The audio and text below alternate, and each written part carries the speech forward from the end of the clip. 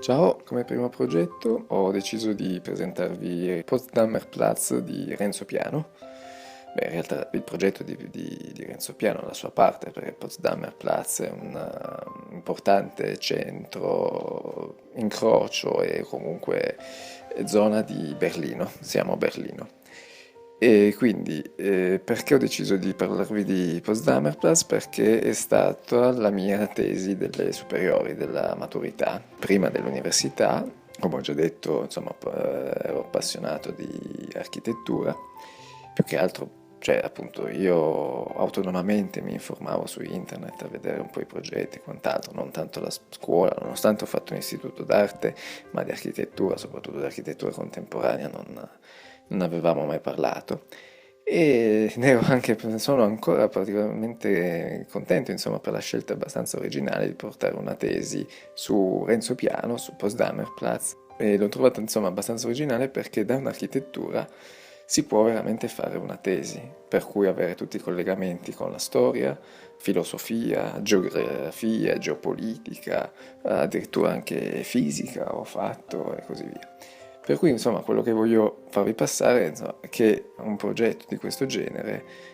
ha delle implicazioni sul contesto, sulla città, importanti. Quindi in questo caso i collegamenti, insomma, abbastanza semplice, però non scontato, e quindi che Potsdamer Platz è comunque Berlino centro, è stato sempre un importantissimo centro nevralgico della città, un incrocio dove passavano delle importanti strade, appunto dove una di queste portava a Potsdamer, che è una cittadina lì vicino. Dopo la seconda guerra mondiale, completamente distrutta, e tra l'altro ci passava il muro di Berlino, il famoso muro di Berlino, per cui c'era più niente. E i collegamenti quindi sono semplici, volendo partire dalla seconda guerra mondiale, con la guerra fredda, per poi insomma con tutto quello che ne gira intorno. Addirittura vi dicevo con la fisica il collegamento era perché essendo un incrocio molto importante è stato impiantato il primo semaforo della Germania, per cui funzionava con energia elettrica, fatto, energia elettrica, fisica, elettricità e si può andare avanti. Però restando sul temi dell'architettura, insomma era anche molto interessante parlare di un'architettura fatta da un architetto italiano. Siamo nel 92, quando Renzo Piano vince il concorso per uno dei lotti che compongono questa parte di Berlino, che era la più grande lotto libero per poter edificare, e tra l'altro anche di notevole importanza, proprio appunto storica, e una di queste appunto se l'è aggiudicata a Renzo Piano con un progetto che devo dire non è forse dei migliori, però quello che mi piaceva sottolineare è che secondo me ha vinto il concorso grazie alla sua idea di architettura che tuttora c'è, che è un'architettura molto aperta, molto sociale, ha una dimensione umana, appunto non progetti di particolare grandezza o impatto estetico, no? Che uno va lì a fare migliaia di foto perché è strano, ma un'architettura concreta, molto radicata anche a idee del passato, cioè a dimensioni, proprio quello che dicevo, umane, strade abbastanza strette per un'architettura moderna, e la piazza, la galleria, che c'è anche una galleria coperta, che la galleria è un tema ricorrente da anni, no? Gli esempi delle gallerie più famose di Milano, di Napoli, come anche il concetto italiano, ma poi insomma è un concetto in tutta Europa per lo più. E quindi ha vinto secondo me il concorso grazie a questa proposta di portare di nuovo la gente in questo spazio, di avere delle attrattive e una diversificazione delle attività, per cui appunto c'era la parte commerciale, quindi ristorativa, uffici, residenziale, c'è un teatro, c'è il cinema, ci sono veramente tante attività, per cui anche da un punto di vista di adesso insomma è un discorso più economico, ma porta, è assolutamente attrattivo. Insomma, la parte anche economica è forse un po' più brutta da spiegare, nessuno se parla di architettura ne parla, perché quasi non si deve vedere, ma in realtà anche e soprattutto adesso lavorando mi accorgo che è una parte essenziale per una buona riuscita di un progetto.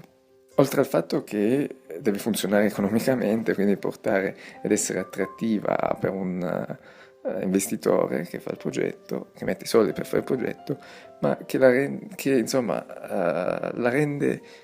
usabile, utilizzabile, come dire, no? Che ci sia vita, perché si fanno anche errori o delle valutazioni sbagliate o senza una valutazione, per cui si arrivano a dei progetti che poi in realtà la gente non ci va. Per cui se la gente non ci va in abbandono o non si conclude o diventano quelle zone di degrado. Boh, mi sto dilungando su argomenti fuori, rimaniamo sempre su Renzo Piano, quindi insomma non vi sto a dire tutta la storia dell'architetto, del nostro architetto italiano, forse almeno per me più importante, per me l'ho studiato molto e ne conosco veramente tanti suoi progetti e l'ho anche visti fortunatamente, e per cui in questo caso questa registrazione vuole far notare l'importanza di questo progetto con tutti i collegamenti storici, sociali che determinano un progetto. E quindi non vi sto a raccontare tanto la parte del progetto, di come è fatto, dei materiali,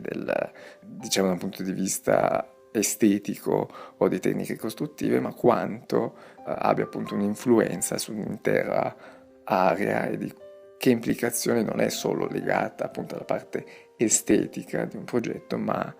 sociale, storica, economica, tanti fattori che influiscono a determinare un progetto anche se è ben riuscito o mal riuscito. In questo caso, cioè è iniziato lento, ho letto anche delle varie articoli per cui era anche stato un po' criticato, però sono stato recentemente, insomma, è bello vissuto, è assolutamente. Tra l'altro è un progetto del 92, per cui insomma sono già passati un bel po' di anni, ma di una attualità incredibile, soprattutto insomma questo è la contemporaneità dei progetti di Renzo Piano.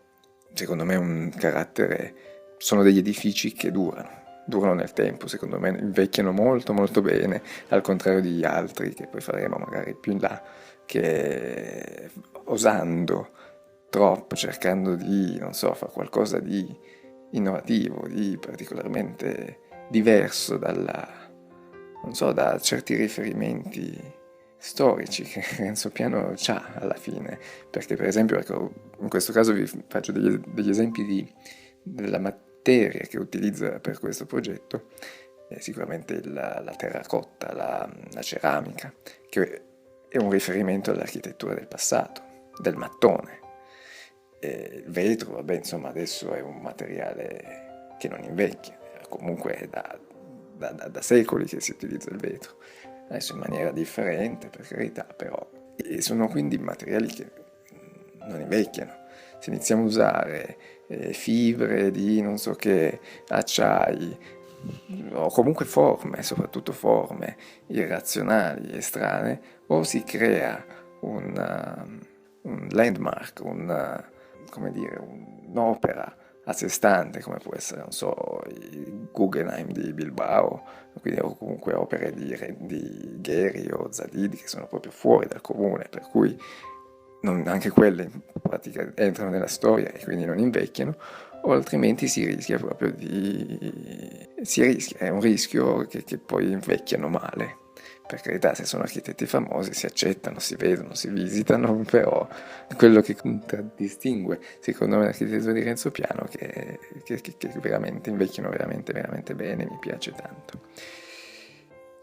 Un'altra cosa, il progetto, diciamo, si occupa soprattutto della parte urbanistica di tutta dell'intero lotto, e la cosa anche interessante è che una buona parte lo progetta e costruisce lo studio di Renzo Piano, ma anche una parte dei lotti vengono progettati da altri architetti come Richard Roger, Isozaki, Muneo, e quindi insomma c'è anche una diversificazione dello stile architettonico di questa intera area che la rende particolare. E oltre a essere particolare, vi invito, insomma, se passate da Berlino, che ha una concentrazione di architettura e di architetti famosi che hanno progettato, ma in quest'area, insomma, trovate veramente tanti, concentrati in poco spazio, tanti architetti contemporanei famosi, e non ho citato, insomma, la vista principale di Potsdamer Platz, che sono i 3 grattacieli, quello di Renzo Piano, diciamo, la fetta di torta, no, l'ho chiamata io, non so se si chiama così, comunque fatta con questo spigolo molto, molto accentuato in vetro, e di fianco c'è quello di Koloff, e poi il Sony Center col grattacielo di Jan Helmut. Boh, niente, quindi per oggi è tutto, ci vediamo la prossima volta, ciao!